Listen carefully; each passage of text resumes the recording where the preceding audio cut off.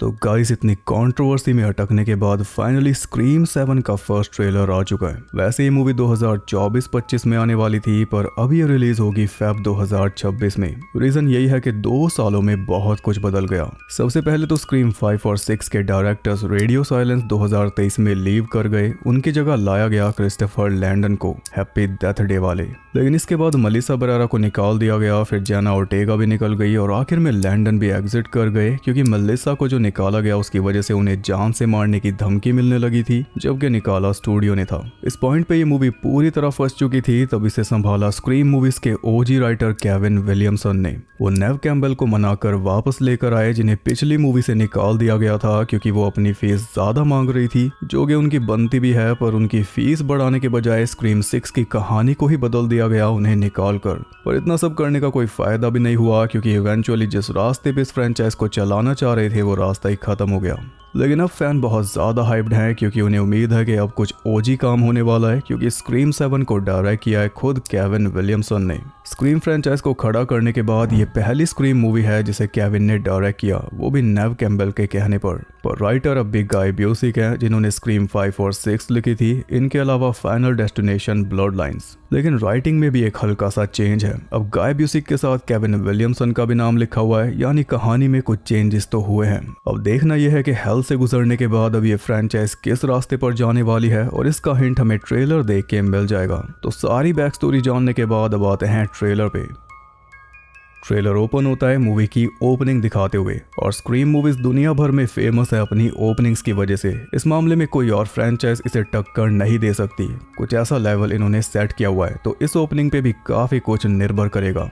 Opening में हम एक कपल को देखते हैं जो एयरबीएनबी करके स्टू के घर में पहुंचे हैं। स्टू का घर बहुत ज्यादा मेन है क्योंकि स्क्रीम का फिनाले इसी घर में हुआ था और स्क्रीम का भी, यानी स्क्रीम 5 का। हम देखते हैं कि स्टू के घर को एक अट्रैक्शन में बदल दिया गया है पैसे कमाने के लिए। उस घर में जो भी भयानक कत्ल हुए उन्हें कैश इन किया जा रहा है, जो कि इस फ्रेंचाइज में पहले भी होता आया है। स्क्रीम के अंदर जो कुछ हुआ था उस पे गेल ने किताब लिखी थी, फिर उस किताब पे मूवी बनी थी स्टैब, जिसमें घोस्ट फेस ही किलर था। फिर जैसे जैसे स्क्रीम एक फ्रेंचाइज बनी वैसे वैसे स्क्रीम के अंदर स्टैब एक फ्रेंचाइज बनती गई। इसी वजह से इस यूनिवर्स के अंदर घोस्ट फेस की तगड़ी फैन फॉलोइंग है और यूनिवर्स में किलर भी घोस्ट फेस ही है। तो उसी फैन फॉलोइंग को अब केटर कर रहा है स्टू का घर।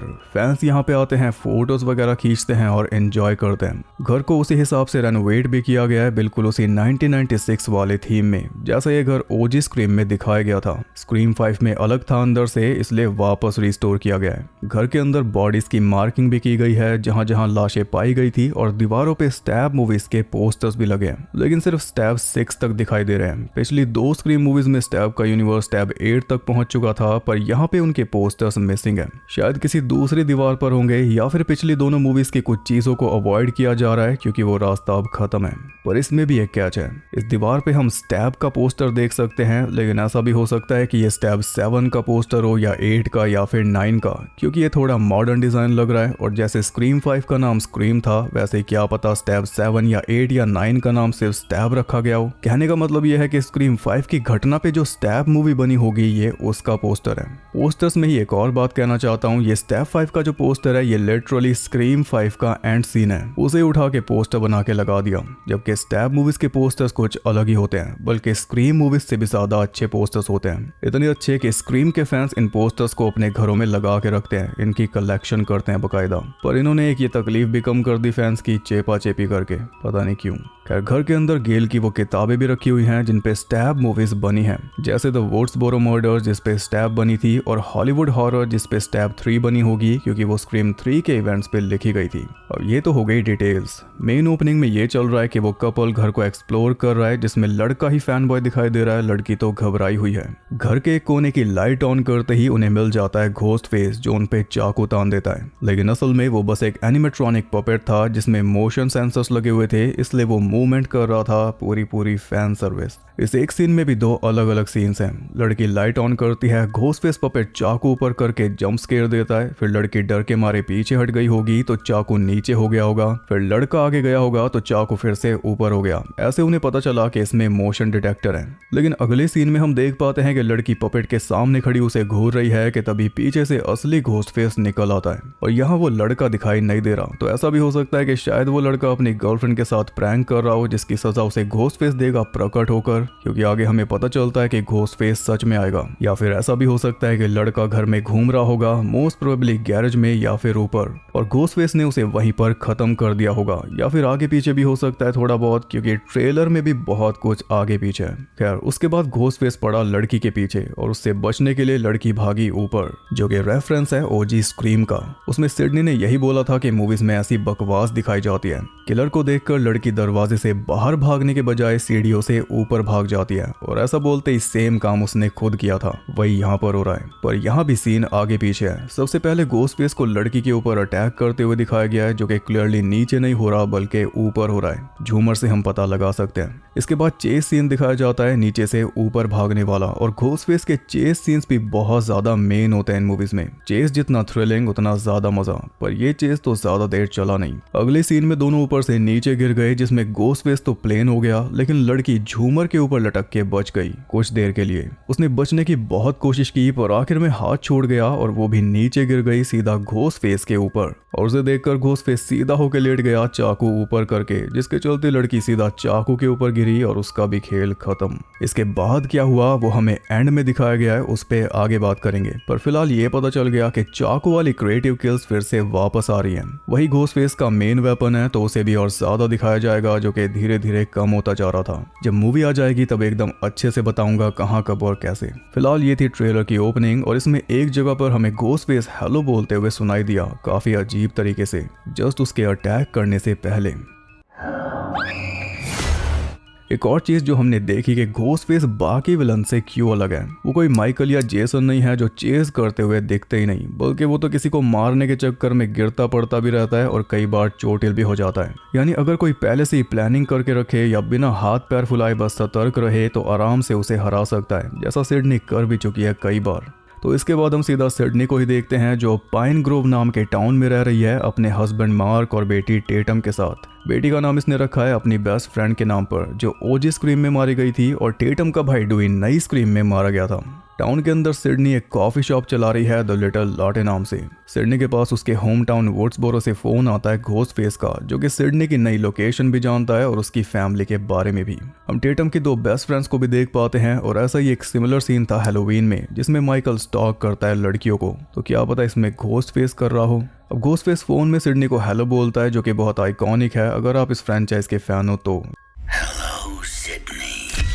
लेकिन सिडनी उसकी आवाज सुन के कोई खास प्रभावित नहीं होती, क्योंकि ऐसे फेक कॉल से वो पक चुकी है। पर घोस्ट फेस जो बातें फोन पे बोलता है वो सुनने लायक है। एक तो वो सिडनी की बेटी के बारे में बोलता है कि तुम और तुम्हारी बेटी को देख के मुझे याद आता है कि हम कहाँ बड़े हुए थे। हम यानी इस बार घोस्ट फेस कोई ऐसा है जो शायद सिडनी के साथ ही बड़ा हुआ है या फिर सेम टाउन में बड़ा हुआ है। आगे बताऊंगा कौन हो सकता है। और इस सब के बीच हमें एक बार फिर वही हेलो सुनाई देता है घोस्ट फेस के मुंह से, लेकिन बहुत ज्यादा अजीब। यहाँ पे टेटम अपने बेडरूम में लेटी हुई है, और अगर यहाँ पे उसका बॉयफ्रेंड उससे मिलने आता है खिड़की से तो आइकॉनिक हो जाएगा, क्योंकि उसकी माँ से भी ऐसे मिलने आता था बिली, और ये विंडो की तरफ देख भी रही है। यार आगे हम देख पाते हैं कि टाउन में टेक्सास चेनसो मैसेकर लगी हुई है, यानी रेफरेंस गेम भी वापस आ रही है। एक और देखने वाली चीज यह है कि सिडनी के पास चाबियां कितनी सारी हैं, इनका भी महत्व हो सकता है। खैर सिडनी घोस्ट फेस को फेक समझकर ताना मारती है कि तुम बस एक लूजर हो वॉइस चेंजर के पीछे छुपे हुए। तो घोस्ट फेस कहता है कि मैं छुपा हुआ नहीं हूँ, इस बार नहीं। और ये बात वो प्रूव भी कर देता है सिडनी के घर की एटिक से बाहर निकलकर, जिसमें वो छुपा हुआ था। और इसका मतलब है कि इस बार वो ऑफेंसिव है, जो कि हमने देखा भी उसे ऊपर से नीचे गिरते हुए, यानी वो तैड़ फैड़ करने वाला इस बार पहेलियों वाला काम नहीं है।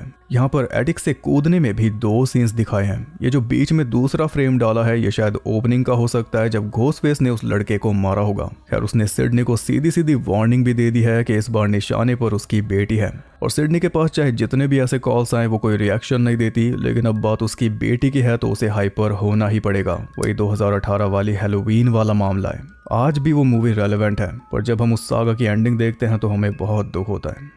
आगे हम सिडनी के हस्बैंड मार्क एवंस को भी देख पाते हैं, जो पुलिस वाला लग रहा है। स्क्रीम 5 और 6 में बताया गया था कि सिडनी के हस्बैंड का नाम मार्क है, जिसे सुनकर सब ने यही सोचा था कि वो स्क्रीम 3 वाला डिटेक्टिव मार्क किनकेड होगा, जो कि सही भी था। इस मूवी में वही होने वाला था, लेकिन पैट्रिक डेम्सी किन्हीं कारणों के चलते अवेलेबल नहीं हो पाए, जिस वजह से ये मार्क वाला रोल बदलना पड़ा। सैड।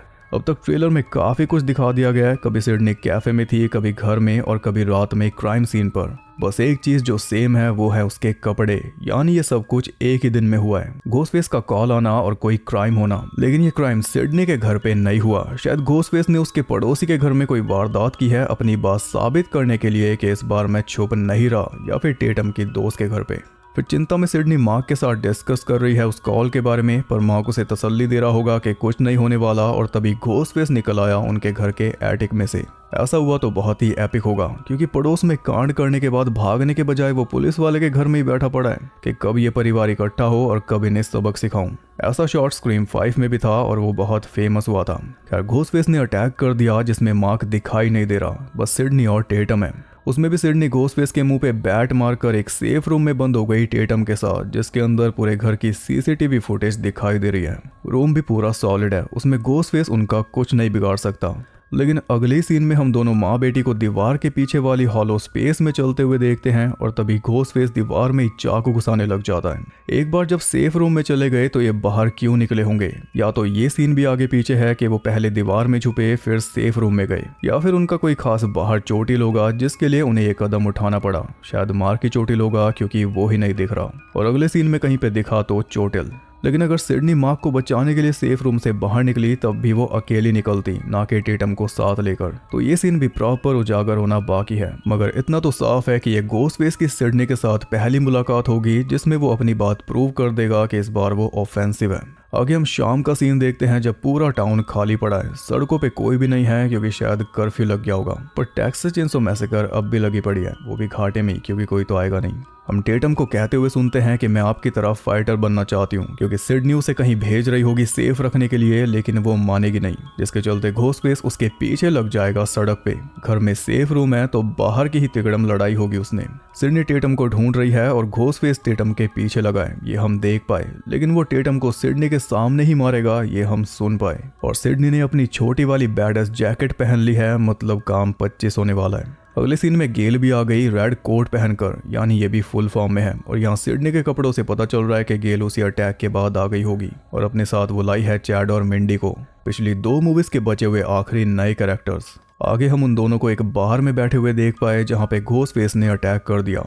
किचन में उनकी लड़ाई हुई जिसमें या तो चैड फिर से स्टैब हो गया या फिर उसके सामने उसकी बहन मारी गई। एक्सप्रेशंस थोड़े अजीब है, ये भी वजह हो सकती है कि गेल के साथ हमें सिर्फ चैड ही दिखाया गया या फिर बस डाउट पैदा करने के लिए। उन दोनों के अलावा बार में टेटम की दोस्त भी नजर आई घोस्टफेस से बचती हुई। फिर अगले सीन में घोस्टफेस ने मार्क को भी लपेट कर मार डाला। मरते हुए तो मार्क ही दिखाया गया, पर मूवी के अंदर ऐसे कोई और मर जाए तो हैरान मत हो जाना, क्या पता ये मिसगाइड कर रहे हो। यहाँ पे हमें डुई की आवाज भी सुनाई देती है जो बोल रहा है कि तुम्हारे सारे दोस्त मारे गए सिर्फ इसलिए कि वो तुम्हारे पास थे। डुई की आवाज में घोस्टफेस बहुत ही मेन बात बोल रहा है, क्योंकि डुई खुद सिडनी का दोस्त था जो मारा गया था इसी वजह से। आगे हम देखते हैं कि सिडनी तो अभी सड़कों पर ही भाग रही है और घोस्टफेस उसके कैफे में पहुंच चुका है जहां पे टेटम उससे बच रही है। सिडनी अपने फोन में कैफे के कैमरास चलाकर टेटम को गाइड करने लगी कि घोस्टफेस इस टाइम कहां पे खड़ा है। स्क्रीम मूवीज में लेटेस्ट टेक्नोलॉजी का यूज जरूर किया जाता है और ऐसे किया जाता है कि लोग देखते रह जाएं, तो पूरे चांसेस हैं कि इस बार एआई का यूज भी करेगा घोस्टफेस, तभी तो हमें डुई की आवाज सुनाई दी। खैर सिडनी ने टेटम को गाइड करके घोस्टफेस को गोली मरवा दी और जैसे घोस्टफेस नीचे गिरा टेटम इजी हो गई ये सोच कर के घोस्टफेस मर गया। शायद ये स्टैब मूवीज नहीं देखती, वरना इसे रूल्स पता होते, हमें तो स्क्रीम देखकर पता है। और ये भी पता है कि घोस्टफेस आजकल बुलेट प्रूफ वेस्ट पहन के रखता है। सिडनी ने उसे बोला कि इसके सर में गोली मारो, जो कि सबसे मेन रूल है, पर टेटम ऐसा कर पाती उससे पहले घोस्टफेस उस पे झपट पड़ा। यहाँ पे हमें ये भी पता चल गया कि मूवी नवंबर में बेस्ड है। आगे एक सेकंड के सीन्स में हम ये भी देख पाए कि कैसे घोस्टफेस टेटम की दोस्त के ऊपर झपटा और कैसे टेटम उससे बचकर कैफे में आई होगी जब वो सड़क पे टेटम के पीछे लग गया था वहां से। फिर एक खून से लथपथ व्यक्ति को वो घसीटते हुए भी दिखाई दे रहा है। एंडिंग में हम देखते हैं कि घोस्टफेस ने स्टू के घर को जला दिया है। ट्रेलर की ओपनिंग, मूवी की ओपनिंग, ट्रेलर का एंड, ओपनिंग का एंड। कपल को मारने के बाद घोस्टफेस ने पूरा घर ही जला डाला। अब खींच लो फोटोज। एक सीन सिडनी का भी देख पाते हैं उन्हीं पुराने कपड़ों में गोली चलाते हुए। इसके गोली चलाने से क्या पता घोस्टफेस भागा हो। आखिर में आता है टाइटल कार्ड जिसमें 7 ओजी स्टाइल में लिखा हुआ है, ना कि स्क्रीम 6 की तरह रोमन नंबर्स में, यानी फ्रेंचाइज वापस ट्रैक पर है। फिर टाइटल में स्लैश हुआ और हम सुन पाते हैं स्टू की आवाज, स्टू की ओरिजिनल वाली लाइन। ये था ट्रेलर जिसमें हमने डोई की आवाज भी सुनी और स्टू की भी, पर उनके अलावा हम रोमन की आवाज भी सुनेंगे और शायद बिली की भी, क्योंकि हाई चांसेस यही है कि घोस्टफेस इस बार एआई का यूज करके सिडनी के जख्मों को ताजा करेगा और जितने भी पुराने घोस्टफेसेस हैं वो सब हमें दोबारा दिखाई देंगे, यानी सारे डेड कैरेक्टर्स हमें फिर से नजर आएंगे। रूमर्स हैं कि एक सीन में सिडनी वीडियो कॉल पे बात करेगी जिसमें सारे डेड कैरेक्टर्स उससे बात करेंगे। और वैसे भी इस फ्रेंचाइज के फैंस तो स्टू के वापस आने के लिए पागल हैं। अब ट्रेलर देखकर इतना तो समझ आ गया कि मूवी किस डायरेक्शन में जा रही है। सेम वही कहानी है जो फैंस देखना चाहते थे स्क्रीम 5 में, सिडनी और उसकी नई फैमिली के ऊपर, लेकिन ऐसा हुआ नहीं था, पर अब हो जाएगा। सिडनी और उसकी बेटी के अलावा स्टू भी इस कहानी में मेन होने वाला है। उसी का घर ओपनिंग में है, उससे पता चलता है। और जो कुछ हमने घोस्टफेस के मुंह से सुना उससे तो यही लग रहा है कि इस बार घोस्टफेस स्टू का कोई करीबी रिश्तेदार हो सकता है। मिसगाइड तो हमें स्टू की तरफ किया जा रहा है, पर फिर भी मेरा कहना है कि रिश्तेदार हो सकता है। मोस्ट प्रोबेबली स्टू की बहन, जिसके बेटे को स्क्रीम 5 में मार दिया गया था। घोस्टफेस बनने के लिए उसके पास 2 रीजंस हैं, और इस बार मूवी का थीम क्या होने वाला है उसका भी आइडिया हमें लग चुका है। स्क्रीम मूवीज में कई सारे थीम्स एड्रेस हो चुके हैं, जैसे हॉलीवुड वाला चक्कर स्क्रीम 3 में, स्क्रीम 4 में फेम वाला चक्कर और टॉक्सिक फैंडम भी। शायद इस बार एड्रेस होगा लोगों का असली किलर्स के प्रति पागलपन, जो रिसेंट टाइम्स में बहुत ज्यादा बढ़ चुका है सीरीज देख देख के। हॉरर आइकन्स को लोग पसंद करते हैं, वहां तक तो ठीक है क्योंकि वो फिक्शनल है, वो रियल नहीं है, पर आजकल लोग असली घिनौने क्राइम्स करने वालों को भी पसंद करने लगे हैं। सीरियल किलर्स की फैन फॉलोइंग बन रही है, स्पेशली अमेरिका में। लोग फर्क ही भूल चुके हैं। सबसे बड़ा एग्जाम्पल तो हैलोवीन ही है। हैलोवीन की रात जिस कॉस्ट्यूम में सबसे ज्यादा लोग नजर आए, समझो लोग उसी के पीछे सबसे ज्यादा पागल हैं। और अब कौन दिखता है सबसे ज्यादा? जेफरी डामर। छोटे छोटे बच्चे जेफरी डामर बन के घूमते हैं और किसी को इसमें प्रॉब्लम भी नहीं लगती। जस्ट बिकॉज उस पे एक सीरीज आ गई तो लोग उसके लिए पागल हो गए, उसके क्राइम्स गए भाड़ में। वही सेम हो रहा है स्क्रीम यूनिवर्स में।